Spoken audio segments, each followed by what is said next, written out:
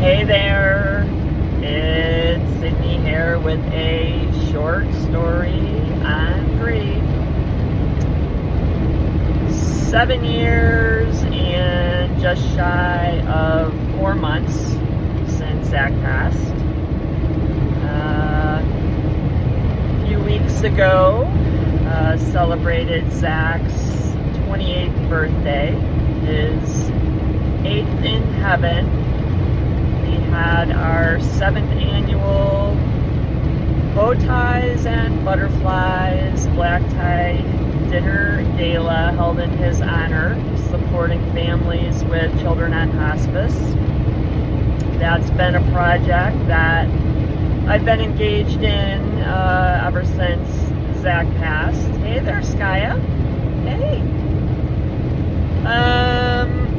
So wow, I was actually surprised. I went back and gave a listen to my last short story on grief, and I was like, over a year ago, like a year and a half.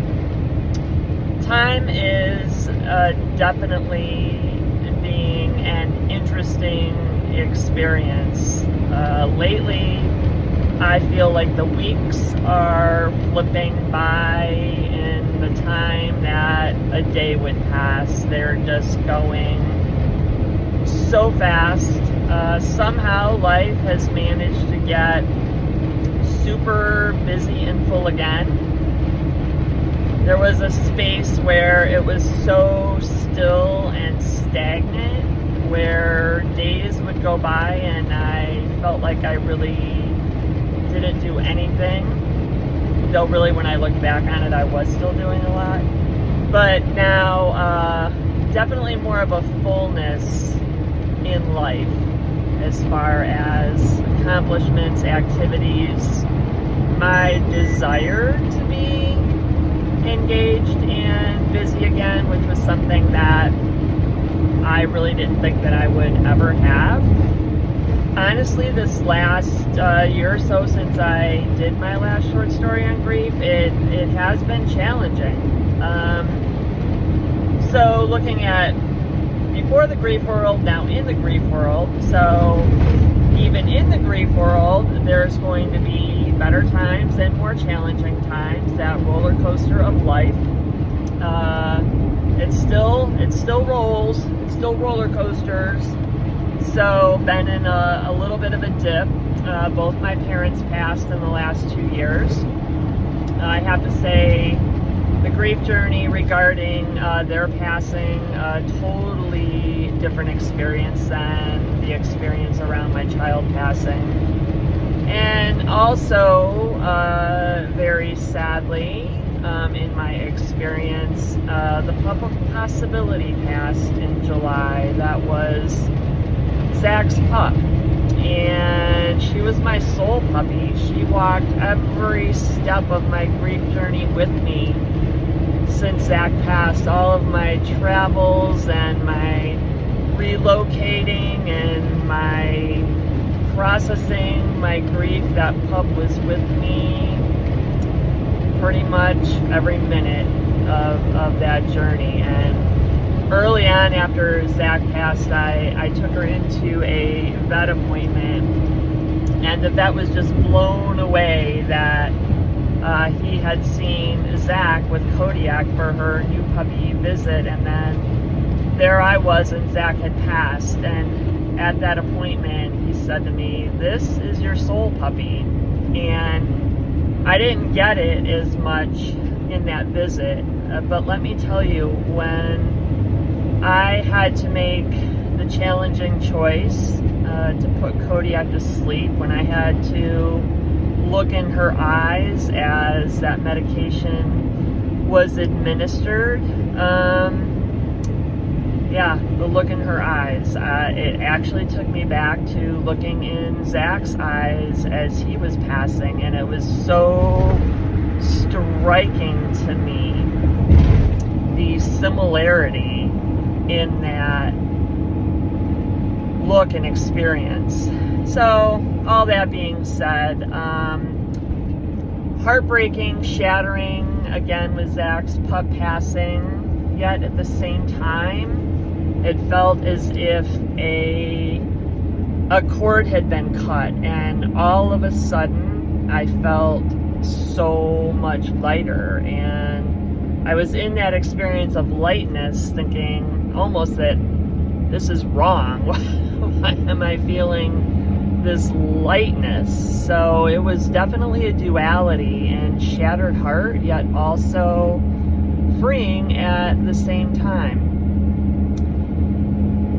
So I guess I'm sharing all that because I just felt inspired to share it.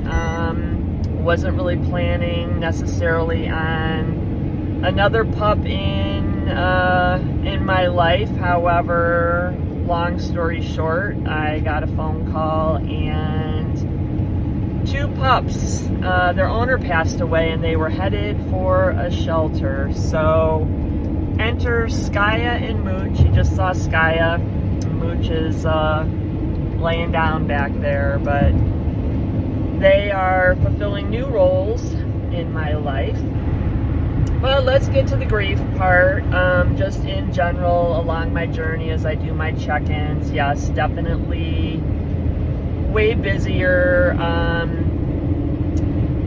Listening back on some of my videos, one thing I noticed that every time I make a video, it's kind of like I've arrived somewhere, like I've reached a point in my journey, and I have, though it's almost like, well, is that the highest point or the furthest point that I'm going to reach in this grief journey as far as healing and processing and alchemizing? And each time I look back, I'm like, wow, I thought I was somewhere, and I was somewhere, but I'm now somewhere way different. I don't typically like to use the term better, but I'll use it. Yeah, better. I have a close friend that I met in this grief journey, and we compare notes frequently.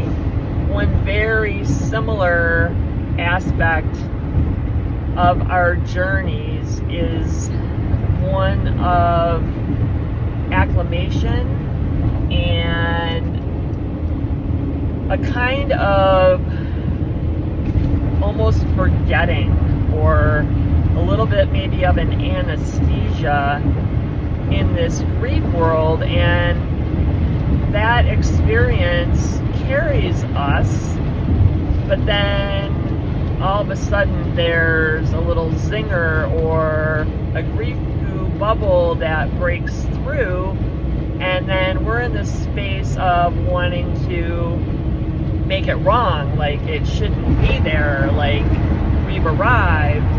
And it's almost a little shocking when that experience comes up. But that is just apparently part of the journey, or my journey and her journey. Everyone's journey is a little different, but if that relates to you. So in this last year, maybe since my last real clip, the awareness that I still enter my mornings with having to reacclimate that, yes, I'm waking up into a life that I never dreamed I would be waking up into, and different times during the day, not every day, not multiple times a day typically, but, you know, yeah, just an uneasy feeling in my gut and my heart, like just all of a sudden, not thinking about anything, just moving along my day, and then it's like, this energy, this feeling.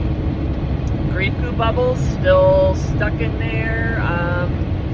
You know, possibly even an energy of Zach moving with me. And it's just feels a little uncomfortable. So, anyway, again, as I always say, just touching base, dropping some markers along the way in my journey, hoping that they can help someone else in their journey, and also as a useful tool for me in looking back, seeing where I've been, where I'm at now. Another challenge that seems to linger a lot and be pervasive is that feeling of living in a world and amongst other people that don't live in this world. I know I've mentioned Witness Protection Program a number of times, but there is just such a vast difference in the before and the after the grief world. Before living in the grief world, life is one way, after it's another way, and it becomes a new normal. We do acclimate to it.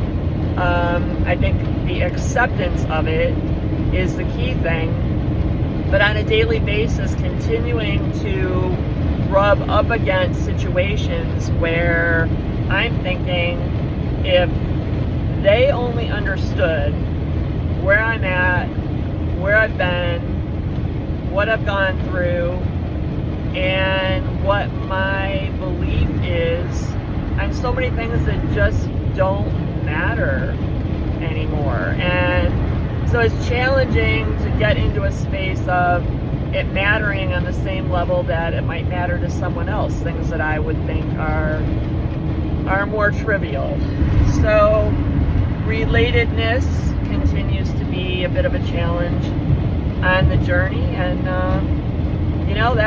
I gotta own it. I'm responsible for it. I can't expect someone else to have an understanding of something that they haven't experienced.